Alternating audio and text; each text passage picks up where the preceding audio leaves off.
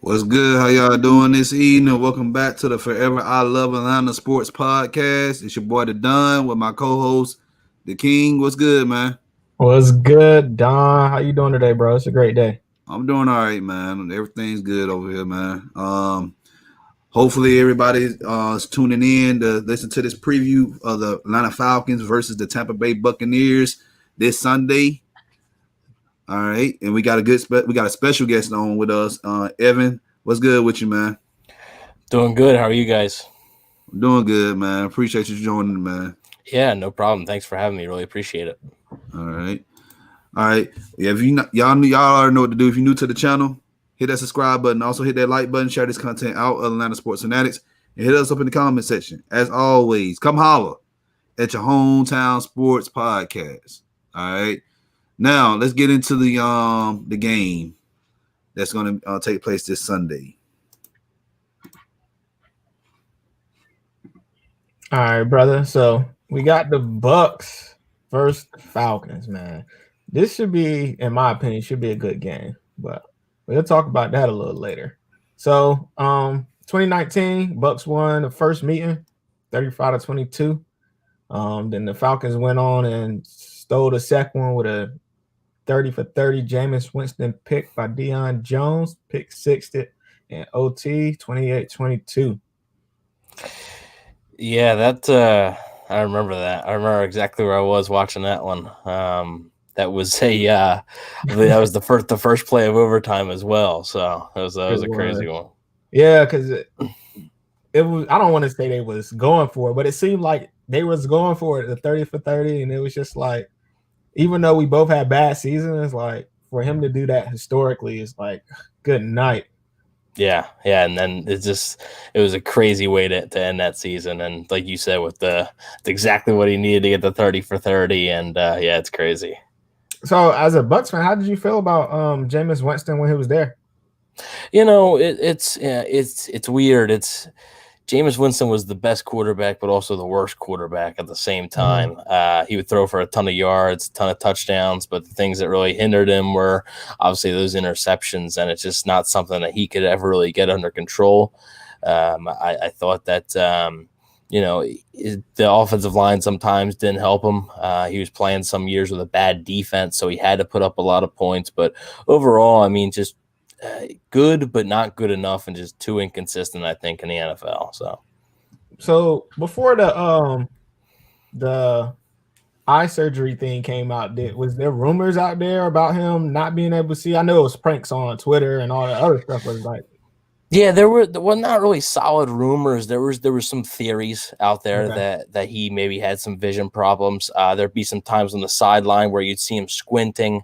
Yeah. He ended up wearing a visor for some of the season, which some people thought maybe that was some type of special prescription visor where it could have helped him a little bit. And a lot of people thought that maybe he was just missing these coverages just because there's some things he can't see. And also he didn't have the greatest downfield accuracy. And a lot of people thought maybe that was an issue. It's far down the field. Maybe he couldn't see it clearly, but any like solid rumors, there were none about like him not being able to see. Just some theories out there. All right. Yeah. And here's my thing with Winston, man. I feel like, with having Dirk Cutter there trying to develop him kind of messed him up in my opinion.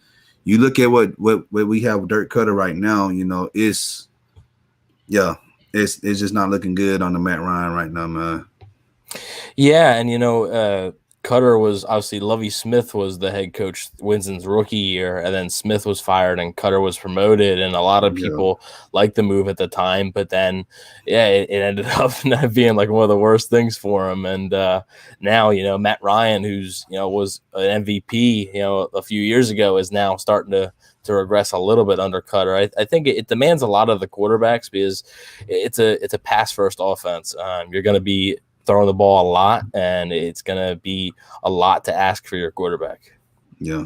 But it wasn't like Jameis Winston. I don't want to blame all on Dirk Cutter because he was throwing for the touchdowns and the yards. It was just he would always throw interceptions, and some of those interceptions were like bonehead interceptions. Yeah. Yeah, and that's he just couldn't erase them enough. You know, Yeah. it was just there was just one too many. Yeah, if he had 3 touchdowns in a game, you knew the interceptions was coming somewhere. Yeah. You knew that it was coming at some point, and it's just how would it kill him? Basically, would it be the thing that lost him the game? And sometimes it did, sometimes it didn't. And with that, he had a extra 16 potentials that could have been picked off, which makes it, if they was, he'd have been up in the 40 ranges. So it's like, wow, that's crazy. So Matt Ryan is 16-8 against the Bucks. In a total of 24 games, he's thrown for 36 yards, but against Tom Brady, he's 0-5. So it's like he plays well against the Bucks, but now that Tom Brady is there, it's like it's not. That's the thing, man. Matt Ryan is playing the opposing defense.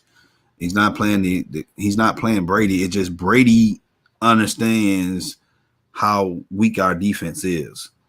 And Todd Bowles is a great defensive coordinator, by the way. And like I said before, I don't think he's going to be there that long. He may end up potentially leaving Tampa Bay after this season for a head coaching gig.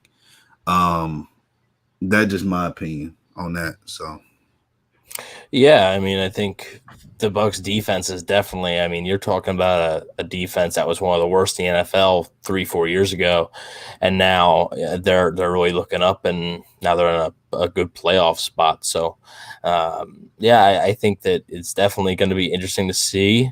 I think the Falcons defense is going to have a big challenge on their hands on Sunday because the Bucs have a ton of weapons, but I think the Falcons. They have Todd Gurley, Calvin Ridley. We'll see if Julio Jones plays, but I like the Falcons' weaponry too. And like you said, I mean, Matt Ryan historically has played pretty well against the Bucs, so we'll see if that continues. Yeah. So the first time the Bucs met the Falcons was 1977. Falcons won 17-0. They tend to beat a lot of teams for the first time, and they don't score, which is crazy. They've played each other 53 times. The Falcons lead the series 28-25, and we've already talked about it. But last time, the Falcons played the Bucs, pick 6 by Jameis, ending it. The Bucs actually have the longest winning streak of 6 consecutive wins from 97 to 2003. So that was the only time the Bucs really was dominant over the Falcons. Most recent was 5 years ago. Well, not 5 years ago. Well, the Falcons had 5 wins straight. So that was the most recent. But these teams are usually splitting. Mm-hmm. So, yeah, a lot of the time, there's not many sweeps with these two teams. Normally, it's if whoever wins the first matchup, typically the other team's going to win the next one. So you don't see it too often where they swept each other. That makes for a good rivalry, but honestly, the rivalry for me is the Saints. So yeah, I think everybody. I think if you ask Panthers fans, Bucks fans, I think pretty much they all hate the Saints. So I don't think there's any shortage of Saints hate there. I mean, I know especially with the Bucks this year, hoping to maybe take that division crown. They looked at the Saints as the team, and the Bucks haven't fared too well against the Saints. So I know a lot of Bucks fans really hate the Saints, and it's all their hate is geared towards the Saints, really. Yeah. At least y'all got the ring argument. So yeah, well, but it's been a while, so that's starting to wear off a little bit. I doubt it. It is, man. That's the thing.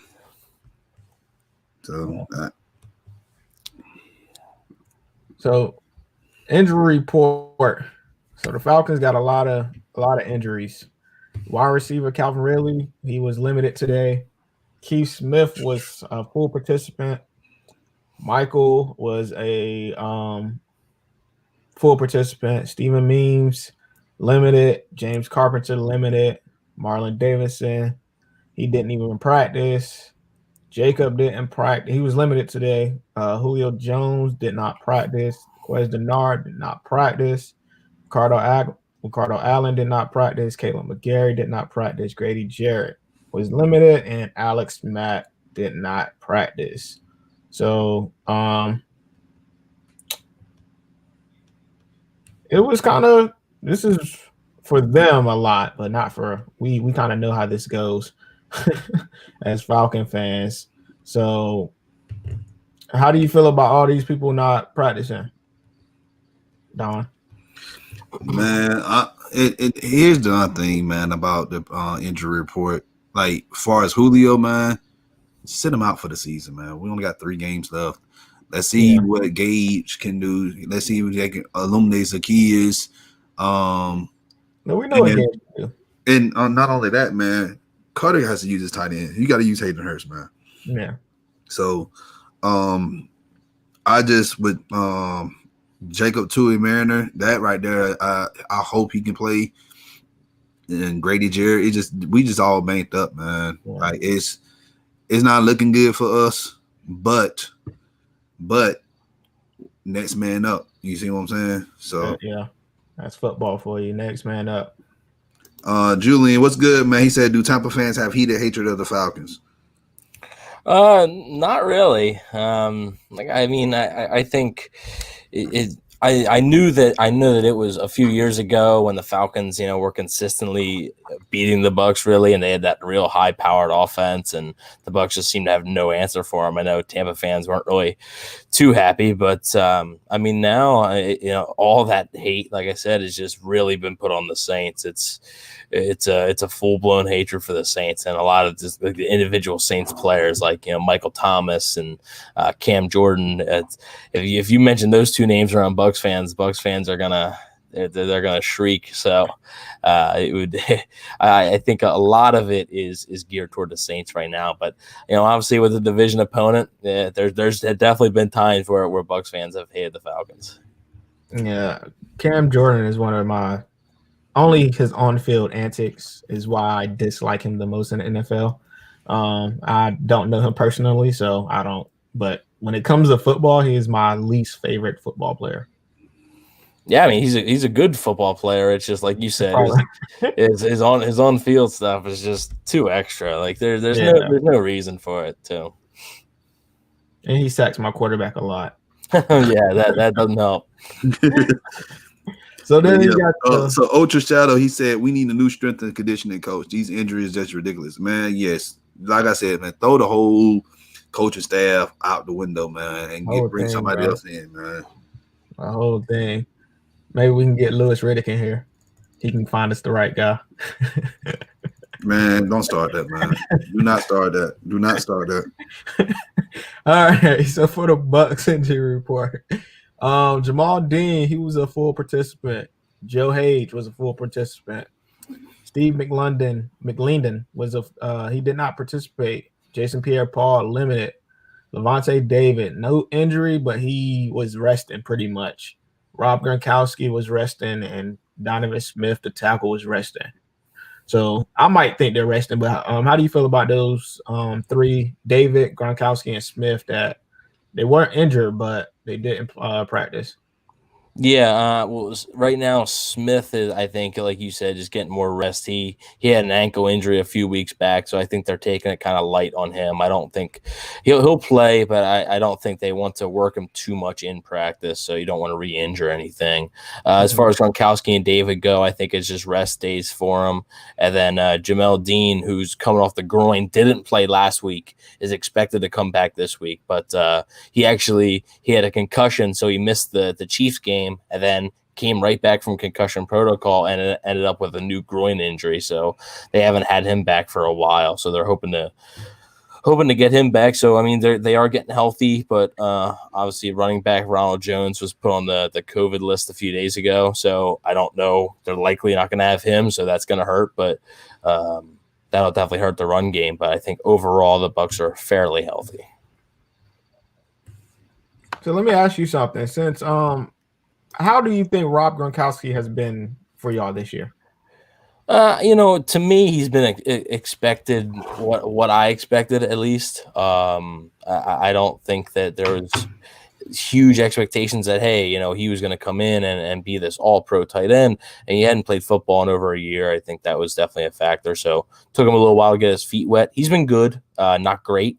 I think that there's definitely an adjustment period in the offense, and like I said, with no off season, it was tricky. But he's been decent. He's been catching fire a little bit. Caught a touchdown last week, so he's been doing better. But he started off the season pretty slow. Yeah. So the Bucs, how confident do you think they? Shout out to Julian for the question. How confident do you think the Bucs are going to be this postseason? Sorry, Julian, for messing up your question, bro. My bad. Yeah, that's tricky. I think it's all about matchups, and like the Bucs match up with a few teams way better than they do other teams. For instance, I think they match up better with the Seahawks than they match up better with the Rams. The Rams are really outcoached the Bucs a few weeks ago, and I don't think that would be a good matchup for the Bucs. So if the Bucs had to play the Rams in the first round, I don't know how confident I'd be. I mean, for a team that hasn't made the playoffs, though, in 13 years, I think just getting there is going to be a good accomplishment anyway. So I think you should be all right with that. I don't think that's a huge deal. But then, I mean, the Packers, they beat the Packers early in the season, but you'd likely go into Green Bay to play that game. So that could be a tough matchup also. And then, obviously, the NFC East opponent, you'd like to maybe play them. Who knows? It's a team that they're probably better than. And then I think any Bucs fan should just want to avoid New Orleans at all costs because it seems like the Saints have the Bucs number. So I can't say I'm overly confident in their ability just because they haven't proven to me that they can beat the Saints yet. And I think that that's the team that they're going to need to beat. So I wouldn't say I'm overly confident, but I think it wouldn't surprise me if they won a playoff game. It wouldn't surprise me if they lost first round, but it wouldn't surprise me if they went out and won a playoff game. Yeah, I feel the same way. I don't think y'all would get past the first round, depending on who you play. I don't think y'all get past the first round either. I'm sorry to say that, man, but here's the thing, man. To be in the playoffs, even getting in, man, I think that's impressive. Yes, the expectations were high for you guys this offseason. Coming into the season, they thought y'all was going to be NFC champs. Yeah. But I had to say, look, with an aging Tom Brady in a system where he has no idea, he's throwing the ball more than what he did when he was in New England. Like that's what you have on offense. And Leonard Fournette, I just don't know. I just don't understand with that. But y'all still got a good defense. Y'all defense has been carrying you guys. Yeah, and I mean, the good thing about the defense is, with an aging Tom Brady, the defense is fairly young. A lot of their good pieces are pretty young. Devin White is like 24 years old. Vita Vea is like 25. Carlton Davis is like 24. So they have a lot of good young pieces on defense, and that's what they're hoping is going to carry them. I mean, as far as Brady, I didn't really have many concerns about his performance because, it's pretty much what I expected. I think Brady's been good, not great.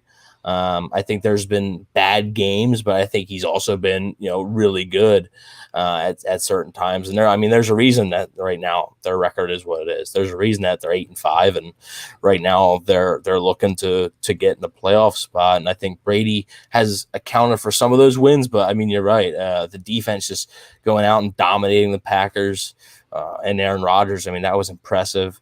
And then, having good, good games against the Vikings when you needed it. The Chiefs are a tough matchup for anybody. So I know that the defense really struggled there, but I'll be willing to give them a pass for that. But yeah, I mean, the expectations for me, I predicted them to go 11-5 before the season started. So I didn't really have Super Bowl expectations, but I did think that they were going to be pretty good. Yeah, just with the Saints, man. Like I said, I got to get credit with credit's due. The Saints have just been more consistent team in the South. Yep. For the past 4 years, so you can't doubt them from winning the South. Y'all, Bruce Arians, and then y'all had a great one of the best off seasons y'all done had, and I don't know how long. Carolina, they in rebuild mode, and the Falcons, we have an identity crisis here, which ultimately led to Thomas Dimitroff and Dan Quinn losing their jobs. So, Julian, I disagree. I don't know Tampa's going to beat the Rams, man. The Rams defense is really good right now, and I ain't saying Jared Goff is having a good year, but I really feel like Sean McVay is going to find a way to get them to win, at least get to the next round. Yeah. Wallace said their defense is good against the run, but the back end is not so great against the pass. Yeah, I would have to agree with them on that because that front seven is what carries y'all. Y'all can stop the run, especially with Levante David and those beasts y'all got in the front four. So y'all can rush for, and your linebackers are always free to make the behind tackle. So, but when it goes to that secondary, that's another reason our secondary is not that good. So yeah, I mean, yeah, it's a really young secondary, and teams like the Chiefs and the Rams have really exposed it. And Jared Goff was passing all over the Bucs. Patrick Mahomes was throwing the ball all over the yard. But yeah, I mean, I definitely think that they have struggled at times. They've been really up and down, and I think you got to expect that with a young secondary. I personally think that they need some sort of veteran back there, an older presence. Because I think it's a little bit too young. I think they need somebody who's been there, done that, and has that experience.